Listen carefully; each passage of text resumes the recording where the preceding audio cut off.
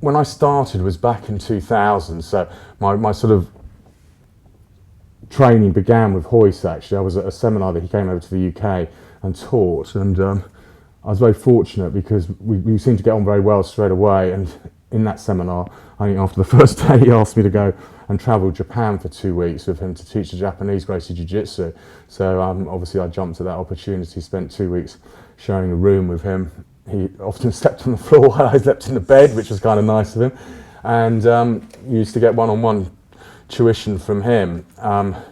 Then he was only really, as my skills increased, he was only in the UK like once or twice a year, and it became evident that I needed much more input. It's a very, very technical art, so I needed much more input. So I went and started training with Mauricio Gomez, Roger Gracie's father. In due course, some very serious world champion black belts came over from Brazil while Mauricio was out of the country to fill in and teach there, and I used to do a lot of training with them. And then eventually Roger Gracie came over and started to live in London full time, and I became one of his students. And he taught me, he taught me a lot between purple belt and brown belt. Royce gave me my blue, but no, Horion gave me my blue belt. Royce gave me my purple belt. Roger gave me my brown belt and my black belt. Around 2001, I went to Torrance. After that trip, Horion gave me my blue belt, which was very nice of him, because I didn't think I really did all I could have done. But it is a very technical game, so that was very generous of him.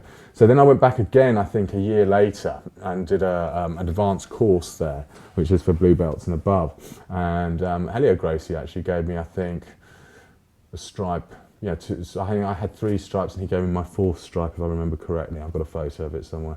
But he was there, and he graded me as well. And I think I had a bit of a gentle spar with him, because I think he was at over 90 at that time already, which was a great experience. And then back in the UK, I think I carried on training for another year or so, and then Royce gave me my purple belt.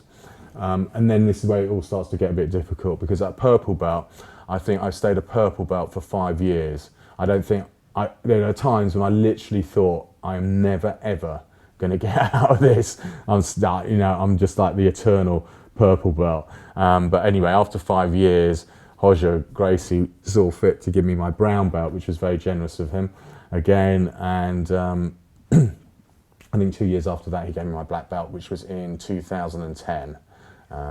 So yeah, that was kind of my rise. But with all this type of complex training, there's massive peaks and there's massive troughs, and there's a lot of plateaus in between where you don't think you're getting anywhere, and you just have to, like life, just keep going. The moment you quit or you take your foot off the gas, then you start going backwards. And so best piece of advice is, if you want something, just keep going for it. Just keep going for it, and eventually you'll get it. But if you quit, you're never going to get anything. There's a lot of debate in the press and on the internet about exactly who or what is jiu-jitsu for. A lot of people see ground fighting done badly and they think it's all strength-based. This is absolutely not the case. This is truly a place where a small person can beat a big person. The ground takes away a lot of mobility, and if you use your weight effectively, you can overcome a huge amount of a person's strength. Obviously, well, if your technique, technique always wins. So if you know more than the next person, then generally technique will overcome that person. However, as you get closer and closer in size and strength, then obviously, as you get closer and closer in technique, then size and strength does become a defining point. But apart from that, generally the more skilled person will have the best chance of winning. So for the lay person that has never trained any martial arts, perhaps why they should try jiu-jitsu more than any other art. So the main piece, I think, is, firstly, it's really, really difficult, okay? I make no bones about that. It's really, really difficult. But every reward is so rewarding, because you've had to sweat blood and sweat to get every incremental improvement. So there's massive rewards in that. Also, it's a real art. you learn technique like you do in a lot of arts, but what the big difference is you pressure test it all against a totally resisting opponent. It's not the total answer, because there's some attitudes and some viewpoints in the more older martial arts where you've got to be aware, for example, of weapons, hidden weapons like knives or something like that, but also if the person that you're fighting with on the ground's got friends that are going to kick you.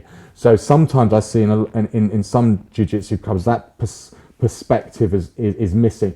I wouldn't say that from the old style of Gracie Jiu-Jitsu. BJJ seems to be a bit more sport orientated, which, you know, BJJ for me kind of implies a more sport thing. Gracie Jiu-Jitsu for me implies a more vale-tudo or no holds barred type of fighting. So they are thinking about punches and kicks, possibly thinking about another opponent at the same time, possibly thinking about hidden weapons and stuff like that.